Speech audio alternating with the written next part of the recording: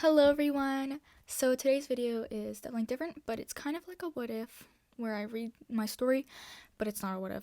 So I don't know why I compared it to that, but anyways, this is a thing I've been working on for several months actually, and it's kind of like a winglet or whatnot, and it's basically the backstory of BluJay, Starling, and Cardinal. So the two others, Starling and Cardinal, if you don't know those are my friends' main characters or personas or whatever that I use those names for them on here.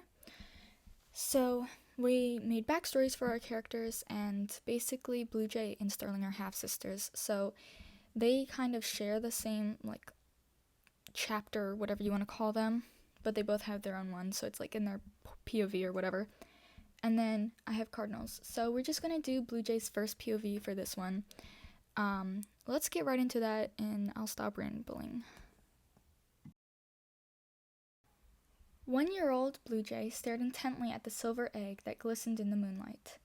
The shell shone with vibrant hues of purple and blue, and BluJay simply stood there, waiting impatiently.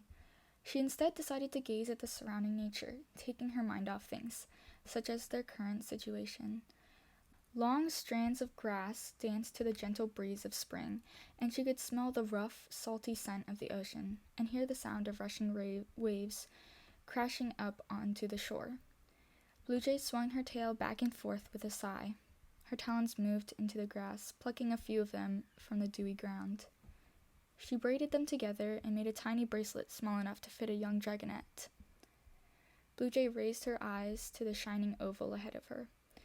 She was waiting for any indication of life, shaking, cracks, any form of movement, but it just laid there in silence, no matter how much she glared at it or told yet another awful pun.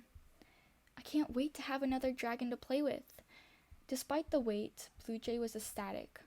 Father never plays with me, and my new mommy is a little scary. I hope I'm not too annoying. Wait, isn't that the younger sibling's job? Should I be worrying about that? Blue, despite the internal murmur, decided to keep waiting for just a few more minutes. The anticipation was beginning to mount, and it climbed, continuing still to rise until she finally had to blurt out what she was repeatedly thinking. "When will Whittle's sister hatch?" she whined, dramatically falling to the ground as she sniffled a false tear. "Why can't she come out now?" "She'll come out when she's ready," Estrella, BluJay's honorary mother, whispered gently, never taking her eyes off the little egg. BluJay hesitated for a moment before sighing. She was going to have to wait for another 80 moons, and she wasn't even that old yet. To her luck, after a few more moments, there was a tiny crack appearing onto the eggshell. BluJay instantly perked up at the sound, bounding over to the egg for a closer gaze. She peeked over the side of the sleek surface and gasped, She's coming, finally!" BluJay shouted gleefully, her tail swishing happily in the moonlight as her mother let out a content sigh. Her father shushed her, telling her she was being too noisy and that she needed to quiet down. However, despite this, the ghost of a smile was still lurking on his features, and she cheered on her little sister as she saw the first sign of a living dragonette. Ecstatic chants of "You can do it!" or "Just a little more!" rang through the area, and even Estrella couldn't find it in herself to stop her. The squirming dragonette tipped over her egg, bits of shell and other gunk falling onto the ground below her. She slowly crawled out of the confinement, curious eyes taking a look at its surroundings. She chirped, or at least attempted to, and took a wobbly step over to her mother. Estrella chuckled warmly and reached out her talon, making sure to hold her tiny dragonette close to her. She wiggled and squirmed, squeaking sounds of every variety, and BluJay timidly approached the two before rising up onto her own hind legs. Her little front paws gently rested on Estrella's forearm, her head arching over it to peer down at her sister. "What are you gonna name her, Mama?" she asked, her voice a little shy of a whisper as she gazed at the newest addition of the family. BluJay hadn't started calling Estrella mother until very recently. Stepmother just didn't sound right, and she didn't care for addressing her for her name every time. It sounded too formal for Blue, especially for someone who would be such a big important aspect of her life. What do you think, BluJay? Estrella then said, glancing at her curiously. BluJay pretended to think for a moment. She should be named after a bird, like me, she strongly suggested, nodding her head enthusiastically for extra encouragement of the idea. Estrella chuckled gently.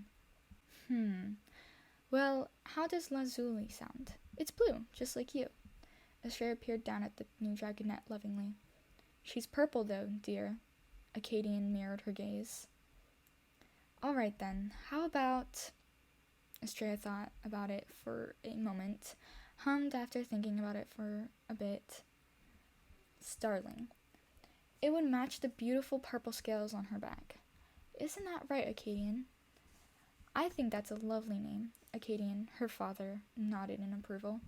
He walked over and sat next to BluJay, curling his talon around her warmly and curving his wing around their mother. Starling gawked, her big, dark eyes staring heavily into BluJay's soul. Before she could distantly squeak at her sister, however, Estrella scooped her out of her arms and placed them beside each other. This is your big sister, Starling. Say hi to one another. BluJay ignored how her mother was telling Starling in lieu of the actual literate speaker to introduce herself, instead opting to observe Estrella nudging Starling over to where she was standing. She stumbled, barely catching herself at the last moment by spreading her wings and using it as a makeshift 2-inch applicable parachute. Pretty clever, BluJay hummed mentally. But I'm still the smartest sister. Mwahaha. BluJay reached out and tentatively put her arms around Star, catching a potential fall replies, while warmly embracing the newborn dragonette. Starling reached out instinctively and put her arms around BluJay. However, she held a slightly different interpretation of what BluJay's embrace meant. She didn't know what hugs were, while Blue thought it was the best feeling in the world, hugging her very own sister. She tightened her grip around Star. Hi, Starling. We gonna be the best friends. She jumped enthusiastically, making sure not to shake the dragonette too harshly. We gonna play all day and all night, and we gonna be so cool. BluJay gleamed brightly, her energy overwhelming before being paused by a yawn, her eyelids closing slowly.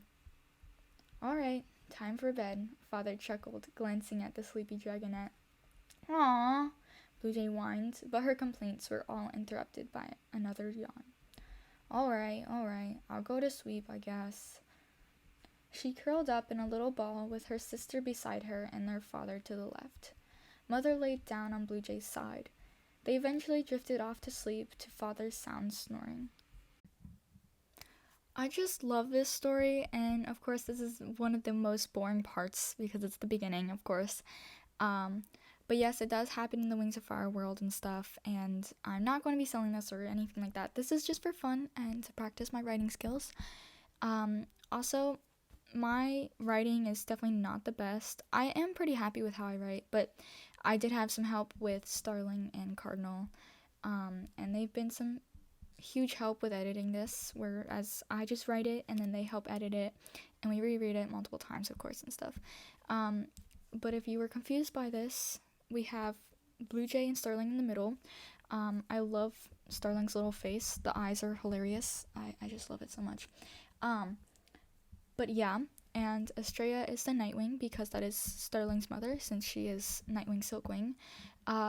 Just to give a little bit of a background here, BluJay's mom was a Sandwing, and she basically just like ditched them and stuff. And then so BluJay and Starling have the same dad, which is Acadian. And I looked up an Acadian butterfly, and they're like gray and orange, so I had to do that because it's so pretty. But I'm pretty happy with this piece. The background definitely was pretty hard to do at first, but then I got the hang of it, and I like the lighting. It's very nice and calming. You can also see the ocean because they live, by the way, on Pantala, and they live by themselves. They don't live in like a village or anything like that. They're just very independent like that. But also I love baby BluJay, and I did edit her design a little bit because I was getting a little bored of it. So, it's fixed. I fixed her design. I think it's much cuter with the little ombre on the wings. But that's for the first like chapter or section, whatever you want to call these. I call them sections because they're not exactly chapters. They're very short. They're like 4 pages.